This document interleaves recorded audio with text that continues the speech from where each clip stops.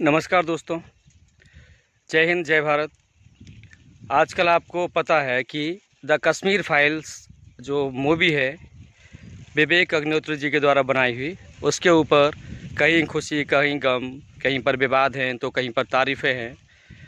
इसके बारे में मुझे जितना भी कहना है उसके बारे में सिर्फ इतना ही बोलना चाहूँगा कि जिन लोगों को भी लगता है कि ये मूवी सिर्फ़ और सिर्फ किसी एक राजनीतिक पार्टी का एजेंडा है, उन सब से मेरा विनम्र अनुरोध है कि अगर आप हिंदू हैं तो आप इतना समझ लें कि मैं जो भी आपको बता रहा हूँ वो किसी भी राजनीतिक पार्टी का एजेंडा रखने के लिए नहीं, मैं आपको सिर्फ़ और सिर्फ अपनी बीती हुई बता रहा हूँ जो कि हम पर 1995 में बीती। जबकि उस घटना को हुए जो उस मूवी में बताया गया है 1990 वाला जो सीन है, वो सब हमसे 5 साल पहले घटित हो चुका था। उसके बाद भी जब हम 1995 में कक्षा 9 में पढ़ने के लिए जम्मू कश्मीर के पुंछ ज़िले के सुरनकोट विद्यालय में गए, तब हम पर जो भी परेशानियां हमें देखनी पड़ी, उनका थोड़ा सा जिक्र ही मैं यहाँ पर करूँगा। उससे भी आप अंदाज़ा लगा सकते हैं कि नहीं, कश्मीर का माहौल वास्तव में कितना ख़राब था। और वह सब मैं आपको बताऊं, उससे पहले मैं आप सबसे अनुरोध करना चाहूँगा, आप किसी भी समाज के हों, किसी भी धर्म के हों, आप यह मूवी ज़रूर देखें। तब आपको पता चलेगा कि वास्तव में द कश्मीर फाइल्स में जो भी बताया गया है वो कितना विनाशकारी था और कितना दुखद था। और यह सिर्फ एक मूवी नहीं है, यह एक कड़वा सच है। जो उस समय हिंदुओं पर अत्याचार हुआ, यह उसका जीता जागता उदाहरण है। और मैं इस वीडियो के माध्यम से किसी भी समाज को ना तो आहत करना चाहता हूं और ना किसी को भड़काना चाहता हूं। मैं सिर्फ इतना बताना चाहता हूं कि वास्तव में 1990 के दशक में हिंदुओं पर बहुत ही अत्याचार हुआ और इसको समझने के लिए हम सबको यह मूवी ज़रूर देखना चाहिए। किसी भी फिल्म का प्रमोशन नहीं है, किसी भी पार्टी का प्रमोशन नहीं है, लेकिन इतना पक्का है कि 1990 में जो कश्मीरी हिंदुओं पर अत्याचार हुआ, और अत्याचार भी शब्द छोटा है, हिंदुओं का जो नरसंहार हुआ है उसे समझने के लिए, उनके दुख को समझने के लिए हमें ये मूवी ज़रूर देखना चाहिए। और मेरा लगाव इस फिल्म से होने के एक नहीं, कई कारण हैं। सबसे पहला कारण तो यह है कि मैं स्वयं एक हिंदू हूँ। दूसरा कारण, मैं खुद 1995 में कश्मीर में गया था और वहाँ के जो परेशानियाँ थीं, जिसको अगर हम शुद्ध भाषा में बोलें, वहाँ का जो इस्लामिक आतंकवाद था, उसका ही कारण था कि हम वहाँ पर जो 2 साल के लिए गए थे, हम सिर्फ 2 महीने में ही वहाँ से वापस आ गए। हमारा उस विद्यालय में हमारा पहला ही दिन था और जब हम पीटी करने के लिए सुबह गए तो हमारे बगल में ही एक टॉकीज़ थी, सिनेमा घर था, उसके पास ही एक बम ब्लास्ट हुआ और हम सारे के सारे डर गए और हमें हमारे पीटी टीचर ने फटाफट अपने स्कूल कैंपस के अंदर घुस जाने के लिए कहा। और आप ये सोच सकते हैं कि मध्य प्रदेश के बच्चे, जहाँ पर बिल्कुल सुकून हो, कहीं कोई परेशानी नहीं होती हो, और उनका स्वागत ही पहले ही दिन से बम से हो रहा हो, तब फिर वो बच्चे कैसे रह पाएंगे। और इतना ही नहीं, हमने जब अपने विद्यालय में कृष्ण जन्माष्टमी का प्रोग्राम रखा तो यकीन मानिए हमारा बहुत ज़्यादा विरोध हुआ और हम सही ढंग से वो प्रोग्राम मना ही नहीं पाए। जैसे तैसे करके उस प्रोग्राम की खाना पूर्ति हुई, लेकिन हम वो प्रोग्राम भी दिल से नहीं मना पाए। और हमारे एक सर थे उस विद्यालय में, जो जिनका सरनेम रजक था, तो प्रिंसिपल ने, जबकि प्रिंसिपल को ऐसा नहीं बोलना चाहिए, प्रिंसिपल का स्ट्रेट फॉरवर्ड स्टेटमेंट था कि अगर यह हिंदू रजक ना होता तो ये बच्चे कुछ भी नहीं कर पाते। अर्थात अगर वो सर हमें सपोर्ट नहीं करते तो हम उस विद्यालय में कभी भी कृष्ण जन्माष्टमी नहीं मना पाते। और किसी प्रिंसिपल के द्वारा ये कहा जाना कि हिंदू रजक, तो इसका मतलब आप समझ सकते हैं कि वास्तव में जो उस मूवी में ही बताया गया है कि उस समय का जो दौर था, उस समय विद्यालयों में भी क्या शिक्षा दी जाती थी, सिर्फ़ और सिर्फ हिंदुओं के खिलाफ बच्चों को भड़काया जाता था, सनातन धर्म के खिलाफ लोगों को भड़काया जाता था। और एक और मैं इंसिडेंस आपको बताना चाहूँगा। हम चूँकि मध्य प्रदेश से थे और हमें रोज़ जनगण मन के बाद भारत माता की जय बोलने की आदत थी, लेकिन जब हम वहाँ पहुँचे तब हमने पहली बार देखा कि राष्ट्रगान के बाद कोई भी भारत माता की जय बोलता ही नहीं है। हम लोग तो परेशान ही हो चुके थे, आए दिन परेशानियाँ झेलनी पड़ती थी। और मैं फिर कह रहा हूँ कि जो भी बोल रहा हूँ बिल्कुल सच बोल रहा हूँ, क्योंकि हम 2 साल के लिए गए थे वहाँ पढ़ने के लिए। हमें परेशान इतना ज़्यादा होना पड़ा कि हमें 2 महीने के अंदर वहाँ से वापस लौटना पड़ा।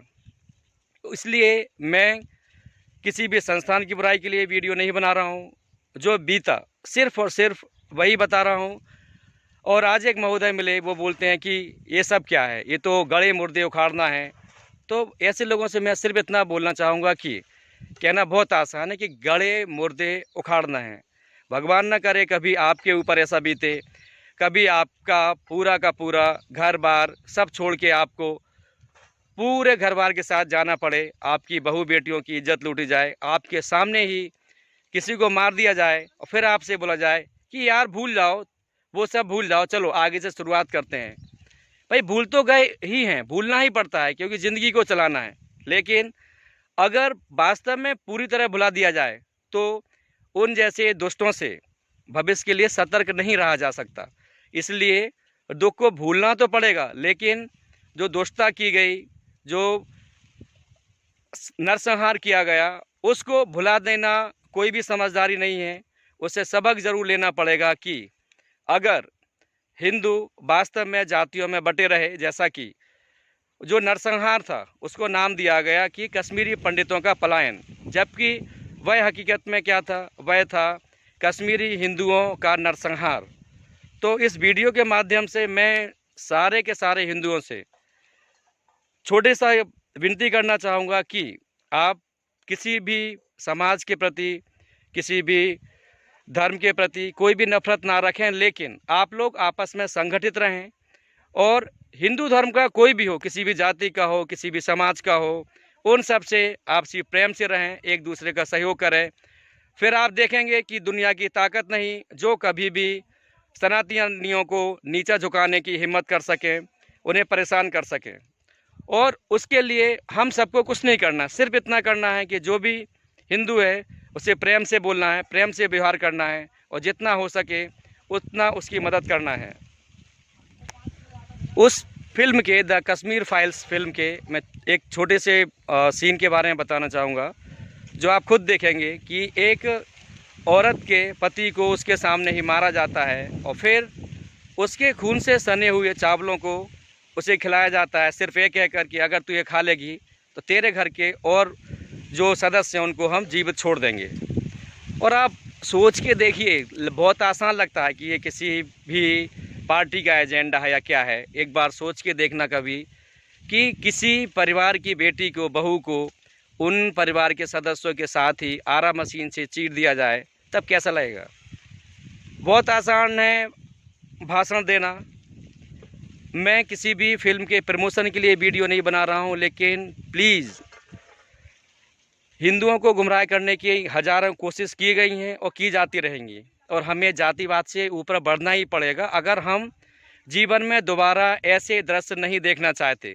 और अगर हम अभी भी सिर्फ और सिर्फ जातियों के दम पर अकड़ते रहे तो भरोसा मानिए कि आज नहीं तो कल हिंदुओं का विनाश निश्चित है।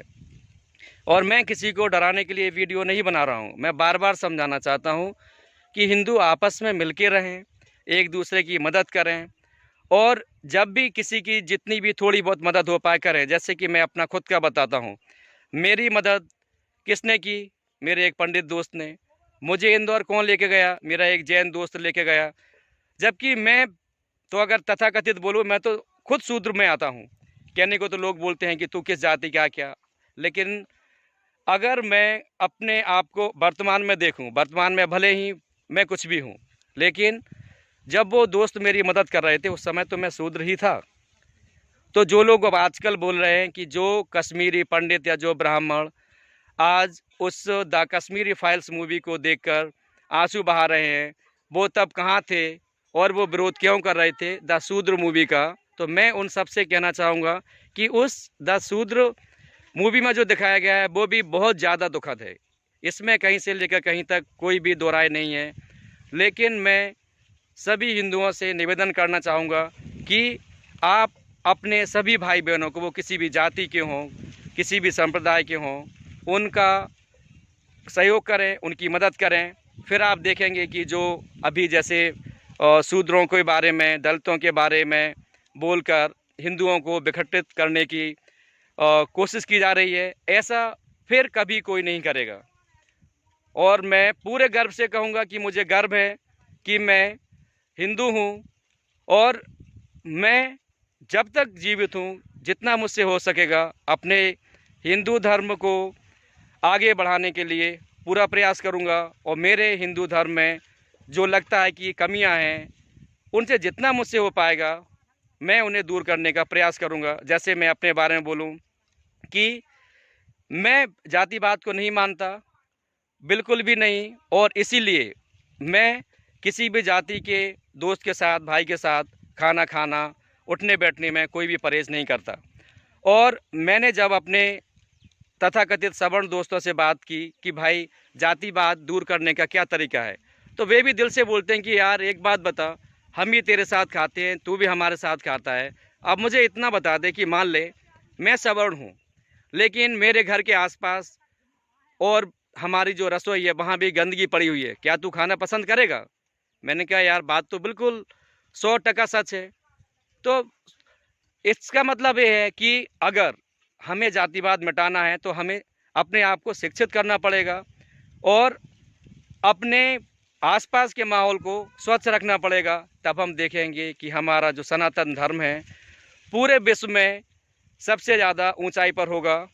दोस्तों, अगर आपको मेरा ये वीडियो पसंद आए तो अपने दोस्तों के साथ शेयर करें और कुछ कमियां लगें तो वो भी मुझे बताएं। हिंदुओं को एक रहना ही पड़ेगा अगर उन्हें अपना भविष्य बचा के रखना है। अन्यथा ये कहना कि अखंड भारत और ईरान से लेकर कन्याकुमारी और अफ़गानिस्तान यहाँ सब हिंदू थे, तो जैसे वो हिंदू समाप्त हो गए तो ये हिंदू भी समाप्त हो जाएंगे। और जिनको अपनी जातियों पर ज़्यादा ही घमंड है, उनसे मैं छोटा सा विनम्र अनुरोध करता हूँ, आप मुझे बताएं अफ़गानिस्तान, बांग्लादेश, जहाँ पर इतने सारे मंदिर थे, अब उन मंदिरों में पूजा करने वाला और घंटी बजाने वाला कोई बचा है? कोई नहीं बचा है।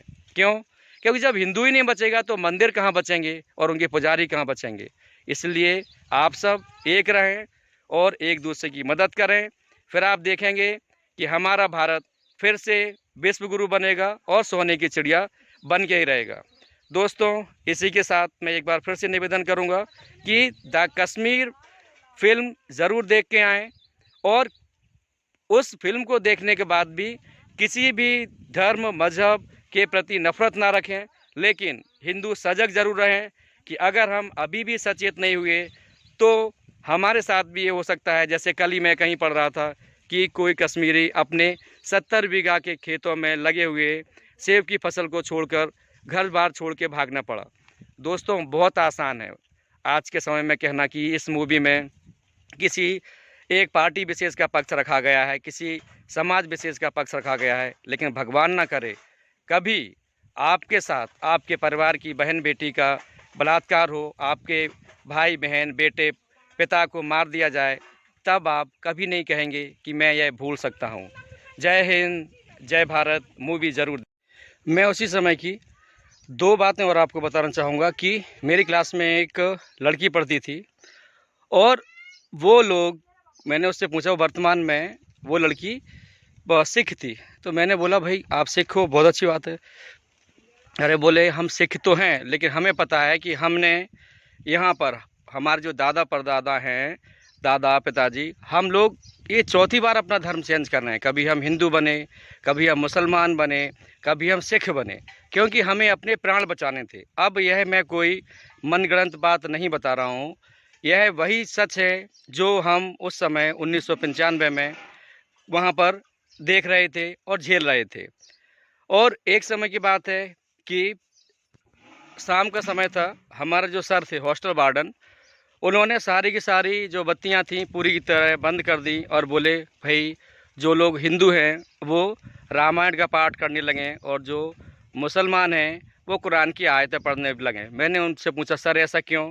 बोले भाई यहाँ पर जब आतंकवादी आएंगे तो हम ये चाहते हैं कि उन्हें लगे कि हम मुसलमान ही हैं। तो फिर मैंने बोला कि आप रामायण क्यों पढ़वा रहे हैं? तो मैंने कहा, तब उन्होंने बोला कि रामायण हम इसलिए पढ़वा रहे हैं कि अगर भगवान न करे वास्तव में वो आतंकवादी हम सबको मार दें तो हम कम से कम भगवान का नाम लेते हुए तो मरें। अब यह जो सब मैं आपको बता रहा हूँ कोई उस मूवी में तो बताया नहीं गया। और उसी समय यह भी हमारे हॉस्टल में खूब ज़्यादा बातें चलती थी कि फलाने स्कूल के हॉस्टल में तो आज आतंकवादी रुके थे और बच्चे बाहर सोए थे। ये बिल्कुल आम बात थी, कॉमन बात थी। तो इस फिल्म के प्रमोशन के लिए तो मैं कोई वीडियो बना नहीं रहा हूँ, ना किसी ने मुझे कोई पैसा दिया है, लेकिन यह ज़रूर है कि प्लीज़ आप अगर वास्तव में उस समय के जो हिंदू हैं उन पर हुए अत्याचार को आप देखना चाहते हैं, समझना चाहते हैं, तो आपको यह मूवी ना सिर्फ देखनी है बल्कि यह भी याद रखना है कि हमें अपने हिंदू भाई बहनों के लिए आगे बढ़ाने के लिए जो भी बन सके वह करना है। और अगर आपको मेरी बातों में थोड़ी सी भी सत्यता लगे और लगे कि वास्तव में यह अत्याचार हिंदुओं पर हुआ है तो आप ये मूवी देखने ज़रूर जाएं और उससे सबक लें कि हमें हिंदू भाई बहनों की मदद ज़रूर करनी है और उन्हें आगे बढ़ाना है बिना किसी से नफ़रत किए हुए। दोस्तों, अगर आपको मेरा ये वीडियो पसंद आए तो आप इसे लाइक करें, शेयर करें और अगर आपको मेरा चैनल पसंद आए तो इसे सब्सक्राइब करें, क्योंकि मेरे इस चैनल का मकसद मुख्य रूप से यही है कि मैं जो भी मैंने आज तक सीखा है वो बच्चों को सिखा सकूं और उन्हें आगे बढ़ने में मदद कर सकूं। जय हिंद, जय भारत। आप सब खुश रहें।